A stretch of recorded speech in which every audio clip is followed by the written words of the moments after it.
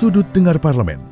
Hai, kamu lagi dengerin dan nonton Sudut Dengar Parlemen barengan sama Nadia Kanaya. Nadia hadir lagi nih. Kalau kemarin kita ngebahas soal pagar laut, ini masih run through nih. Kita masih mau ngebahas pagar laut juga. Cuman rananya beda. Kalau kemarin Nadia ngobrol sama Komisi 4, kalau sekarang Komisi 2. Karena udah berkembang nih. Udah ada SHGB dan SHM. Kok bisa ada sertifikat? Kok bisa di laut ada sertifikat yang dimiliki oleh perorangan maupun perusahaan? Kok bisa gitu ya? Kita langsung aja ya ngobrol. Sudah ada Bapak Dede Yusuf Macan Effendi yang menemani saya. Halo, apa kabar Nadia. Bapak? Tahun kemarin kita undang dari Komisi 10. Komisi 10. Wakil Ketua Komisi 10. Sekarang sudah di periode baru di Komisi 2. Komisi 2. Wakil Ketua Komisi 2. Ya. Dengan baru masuk, baru beradaptasi udah bom sama pagar lautnya. Oh iya, rame. Ada sebenarnya yang Komisi 2 itu yang cukup bombastis pertama adalah pilkada serentak. Oh iya, Waktu pilkada serentak itu, langsung. Jadi baru masuk saya gelagapan, Oh iya. langsung jreng pilkada serentak. Oke. Tiba-tiba gelagapan lagi, jreng kasus tanah gitu. Jadi banyak jrengnya nih. Emang kayaknya Komisi 2 Revisi kemarin undang-undang jreng pemilu gitu ya. Nah, yang ini gimana nih Pak? Ya. Kemarin kalau Nadia sempat ngobrol sama anggota Komisi 4 DPR RI terkait pagar laut. Soal kok bisa ini kewenangannya KKP atau siapa yang bertanggung jawab. Ternyata sekarang udah ada SHM, SHGB. Ya. Jadi gimana nih? Apakah ini bentuk dari pembiaran? Karena kan sebenarnya nggak boleh untuk laut diperjualbelikan atau digunakan. Ya. Jadi begini ya. Aduh, ini serius ini. Kalau udah mulai rendah suaranya nih. Sebetulnya laut itu domainnya memang KKP. Iya. Laut, kita bicara laut ya. Kehutanan domainnya Kementerian Kehutanan. Tapi kalau di luar itu, yaitu domainnya pertanahan atau agraria. Nah permasalahannya adalah ada yang membuat laut seolah-olah tanah. Oke. Ya, berarti ada tindakan untuk ya kita sebut saja mengkapling laut. Kalau pagar itu kan sebenarnya hanya batasan awal, lalu kemudian nanti dipetak-petak menjadi bidang. Oke. Menjadi bidang tanah, seolah-olah bidang tanah. Nah pertanyaannya adalah siapa yang melakukan? Ya pasti orang-orang yang akan melanggar aturan. Karena laut tidak boleh dibidangkan. Bidangkan, iya. Ya, karena laut itu milik negara. Ada ketentuannya lah. Dari 12 batasan mil ya? 0 sampai berapa miles gitu, itu adalah milik negara, sisanya adalah laut internasional. Nah, yang kita lihat sekarang begini, ternyata kasus ini bukan hanya ada di Tangerang yang kemarin, ya, Ya. tetapi paling banyak di Tangerang itu hampir sekitar 300 hektaran, 263 bidang. Wow. Di kota-kota kecil-kecil, 263 bidang, tapi jumlahnya kurang lebih 300 hektar. Nah, pertanyaannya adalah, kenapa itu bisa sampai muncul sertifikat atau Ya. HGB-nya? Jadi begini, kelihatannya ada yang berusaha untuk menjadikan si laut itu sebagai aset. Kan kalau kita berbicara pembebasan Ini berarti tanah. pembahasannya dia udah memikirkan jangka panjang ya untuk jadiin aset. Saya belum bisa menuduh si A atau si B dulu ya. Jadi konteks utamanya aja. Kalau tanah aset itu adalah ya diberikan Tuhan sebagai tanah air kita, dan kita paham sekali ini permasalahan di tanah ya. Ketika ada perkembangan industri, perumahan atau apapun juga, tanah yang tadinya nggak punya harga menjadi ada harga. Tinggi bahkan. Tinggi sekali, ya kan? Nah sekarang bagaimana cara mendapatkan aset tanpa mengeluarkan biaya yang mahal? Yes. Ya kan? Ya akhirnya apa? Dibikinlah seolah-olah itu ada namanya, kita sebutnya tambak. Tambak itu seolah-olah kayak laut yang kemudian diuruk, dijadikan lahan buat mata pencaharian ikan dan sebagainya, ya. ditambak. Nah kalau ditambak itu kategorinya dia bisa ada HGB-nya, tambak itu. Oh. Karena itu adalah tempat berusaha, dan itu biasanya ketika air surut dia akan kelihatan tanahnya, ketika air naik dia akan hilang gitu. Nah inilah kemudian dibikin sampai 200 meter ke tengah laut, Oke. seolah-olah. Tambak siapa kira-kira yang 200 Ya, meter? jadi seolah-olah, padahal kan kita tahu kalau tambak kan paling juga 10-20 meter ke depan gitu ya. Nah inilah kemudian dipalsukan, kalau kita berbicara konteksnya yang di Tangerang ya, oleh oknum. desa yang mengambil data-data milik masyarakat. Data milik masyarakat dibikin seolah-olah ini waris, sudah sejak dulu dan sebagainya. Mungkin keluar girik, Oke. ya, girik. Nah, karena nggak ada yang memperhatikan di daerah yang nun jauh di sana, nggak ada yang memperhatikan, lalu girik itu dijadikan sertifikat hak milik. Karena dasar membuat sertifikat hak milik SHM itu adalah girik. Dan girik yang mengeluarkan adalah rekomendasi dari kepala desa, Iya. ya kan?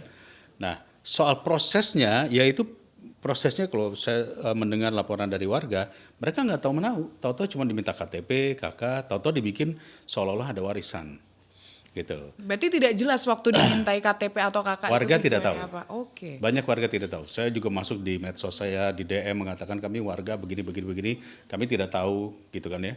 Nah, jadi berarti ada kong kali kong antara pengusaha atau perusahaan yang bikinin deh girik-girik, gitu kan. Oh. Nah, ketika girik sudah ada, itu gampang banget masuk ke kantor BPN. Karena berdasarkan girik itu berarti sudah akan keluar sertifikat hak milik. Oke. Nah, permasalahannya adalah kenapa BPN mengeluarkan? Mestinya BPN melakukan pengukuran. Oke, ya harus ada pengukuran secara langsung. Betul. Tetapi karena ada Permen ATR yang sudah sejak lama, karena begitu banyak lahan yang harus diukur, Iya. dibolehkan kerjasama dengan swasta. Yang bekerja sama swasta itu dengan geospasial apa segala macam ya. Iya. Ada pokoknya ada persyaratannya. Iya. Diukur oleh swasta. BPN langsung terima jadi. BPN ini BPN Tangerang nih ya. Iya. Kantah namanya. Langsung terima jadi. Ternyata bukan sebidang dua bidang, biasanya satu bidang itu cuma 800 meter. Ya, tapi ada 263 bidang yang luasnya menjadi 300 hektaran.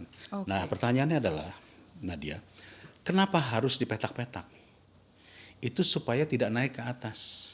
Karena kewenangan untuk menetapkan di bawah, kalau nggak salah di bawah 1 hektar, itu cukup di kantor pertanahan setempat. Oh, jadi memang sudah disiasati sedemikian rupa supaya ini tertahan informasinya supaya Kan nggak naik. seluruh Indonesia ini ada kurang lebih saya lupa ya, mungkin sekitar 120 juta hektar dan ada berapa juta bidang tanah. Nah, kalau semuanya diurus di pusat ya pasti nggak akan sampai. Nggak sampai. Maka diturunkanlah kewenangan yang ukuran katakanlah di bawah 1 hektar dan sebagainya, itu cukup di kantor tanah, artinya kabupaten kota. Yang di atas 1 hektar sampai 10 hektar misalnya atau sampai 100 hektar itu di provinsi. Yang di atas itu sampai ribuan hektar itu baru pusat. Jadi kalau ditanya apakah menterinya tahu, pasti nggak tahu. Nggak tahu. Karena udah selesai di situ. Nah, inilah banyak tadi kalau saya katakan pola-pola yang sama dilakukan di Makassar, di Jawa Timur, saya lupa di mana ya kemarin. Sidoarjo ya? Sidoarjo ya kalau nggak salah ya. Jadi dibikin sedemikian rupa seolah-olah itu adalah namanya abrasi. Nah, itu yang mau saya tanyakan. Berarti ini ada keterlibatan dari aparat-aparat yang ada di daerah untuk hal tersebut. Pasti. Nah, untuk pasti. penindakannya seperti apa, Pak? Nah, kita jawabnya tapi nanti di segmen kedua. Karena sudah dikode sama mbaknya untuk break sejenak. Oke. Jangan kemana-mana, tetap di Sudut Dengar Parlemen.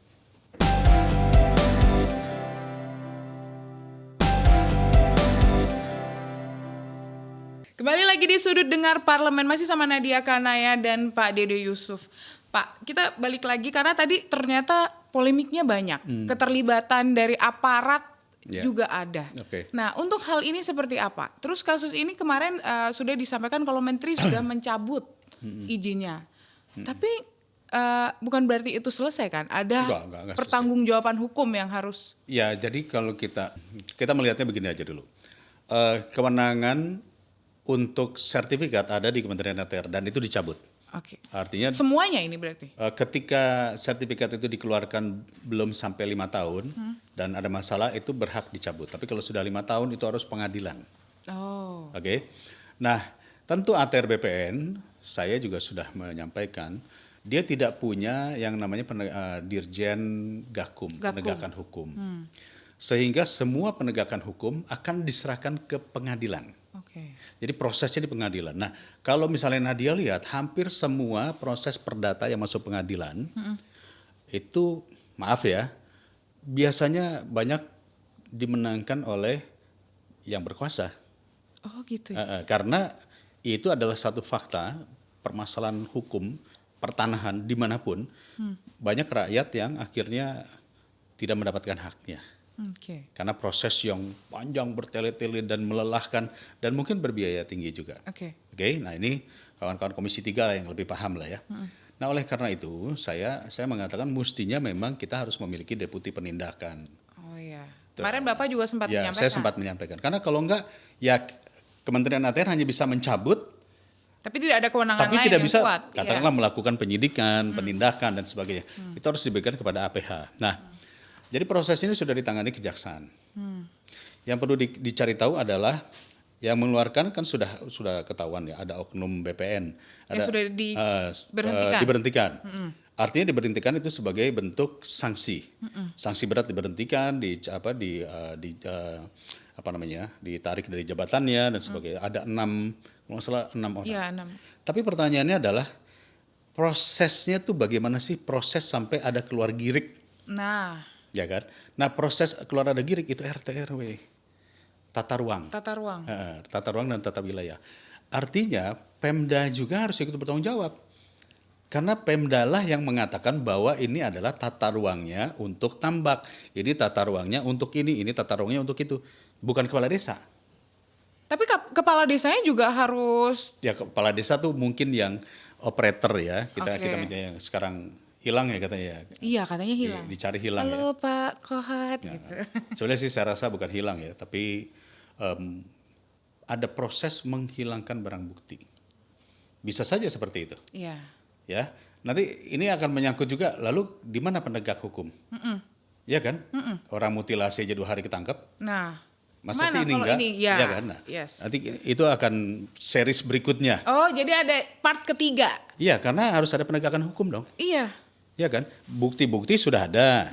Pemalsuan girik, pemalsuan sertifikat, ini kan bukti.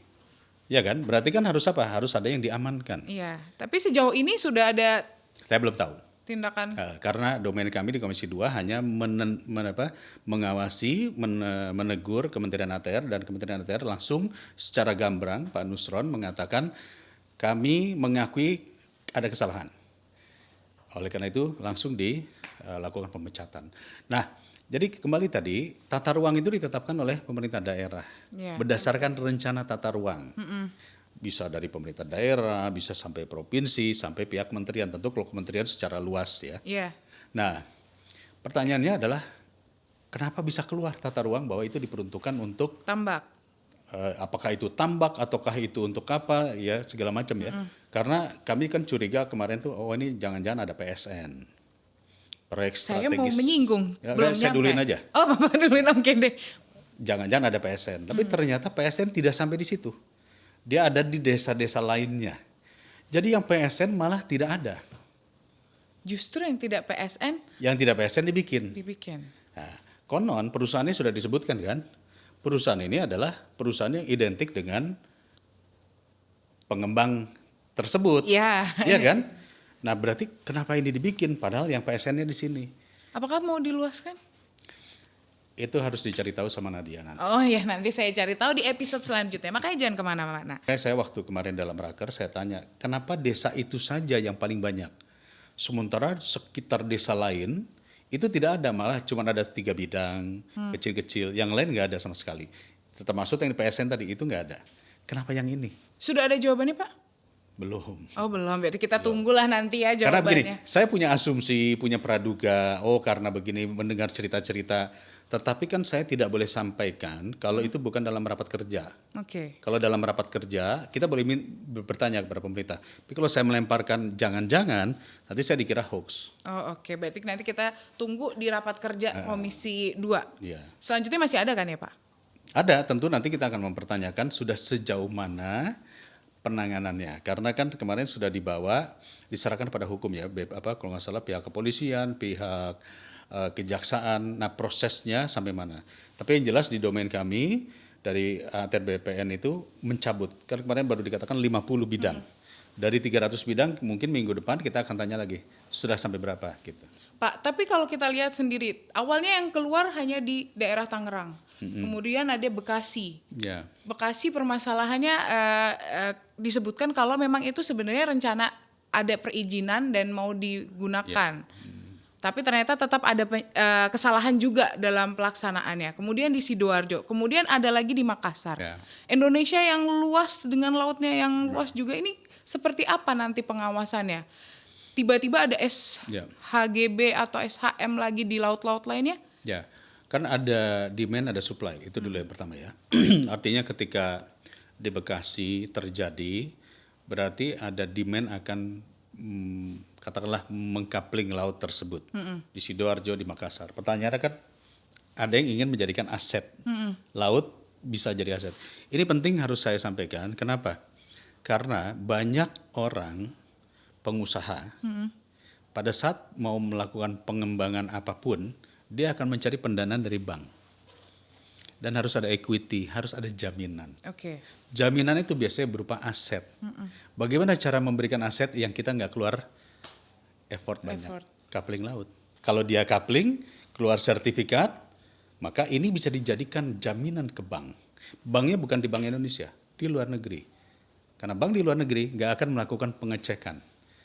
Dia pikir sudah ada sertifikat, Udah proven. Iya, oke. Ada Maka duit kekuatan. keluar. Yes. Ya kan? Nah, ini yang sebetulnya harus ditelusuri oleh kawan-kawan dari Komisi 11 Perbankan. Tapi kalau dari ATR sendiri dengan Pasti ada yang melakukan.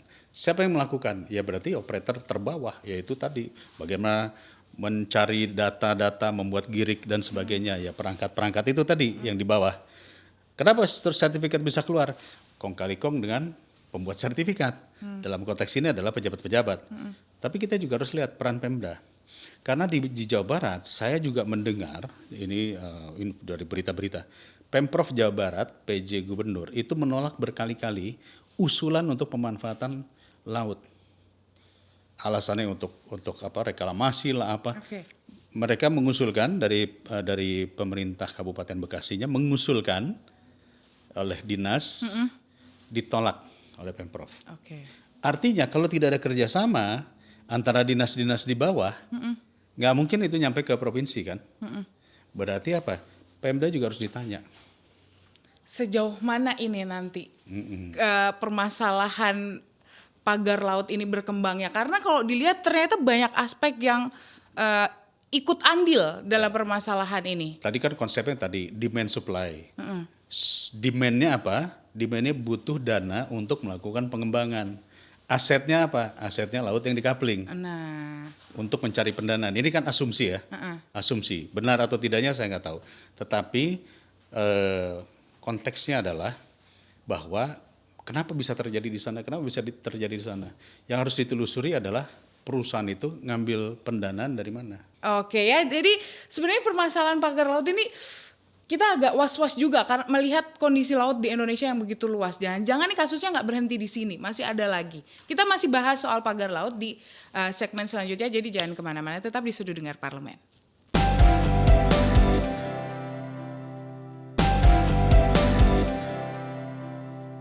Nah, masih sama Nadia Kanaya dan Pak Dede Yusuf Macan Effendi di Sudut Dengar Parlemen. Ya, kita masih kembali untuk membahas pagar laut. Dari permasalahan ini, banyak sekali pihak yang terlibat ternyata. Banyak sekali oknum-oknum yang ada di situ. Permasalahannya adalah tata kelola di kita, Pak.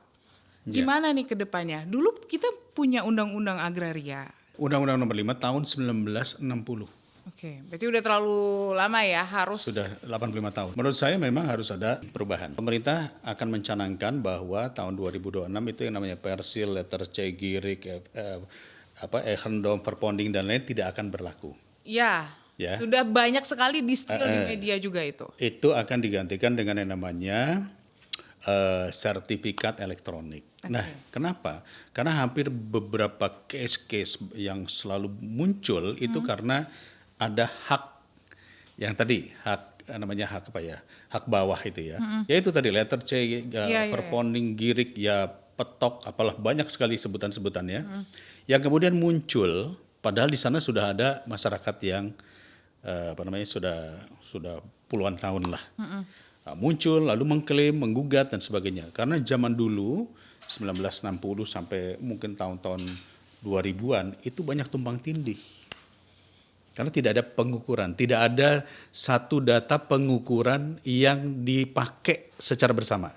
Oke. Kalau Nadia pergi ke daerah di wilayah Kalimantan, itu ada namanya izin usaha pertambangan.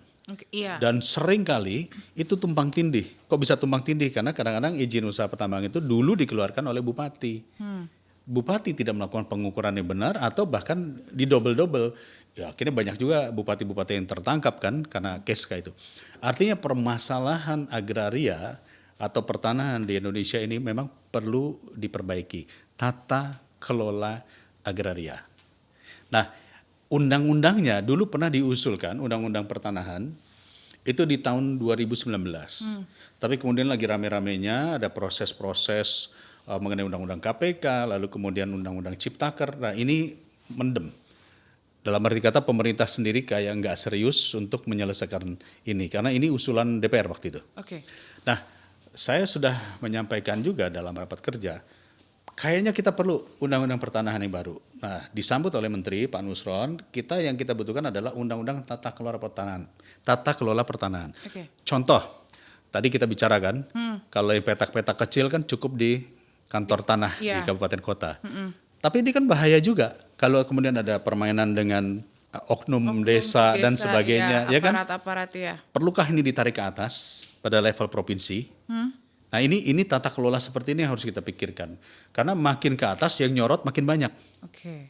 Makin di bawah nggak ada yang tahu. Kecuali orang yang ada di situ. Nah ini akhirnya banyak kita sebut saja oknum atau mungkin perusahaan-perusahaan yang bermain-main dalam tanda kutip untuk menguasai aset. Oke, Gitu. termasuk kayak yang kemarin rame di media sosial yang kasus di Bekasi itu ya, salah satu perumahan klaster yang Ya, itu salah sudah satu 20 bagian, tahun. betul. Salah satu bagian daripada case by case yang jumlahnya itu ada 60.000 case. Nah, uniknya begini, Nadia. Dalam rapat juga saya mengatakan, ketika masalah pertanahan ini yang melaksanakan adalah tetap namanya pengadilan. Oke, ya. Ya, mahkamah. Dan ketika di dalam pengadilan itu kan ribuan permasalahan baik pidana kasus, maupun iya, perdata. Saya coba browsing, saya coba pelajari, ternyata hampir 44% permasalahan perdata itu isinya tanah, masalah tanah, sengketa tanah, tumpang tindih dan sebagainya. Yang itu semua adanya di mahkamah, artinya di pengadilan negeri, pengadilan tinggi dan sebagainya.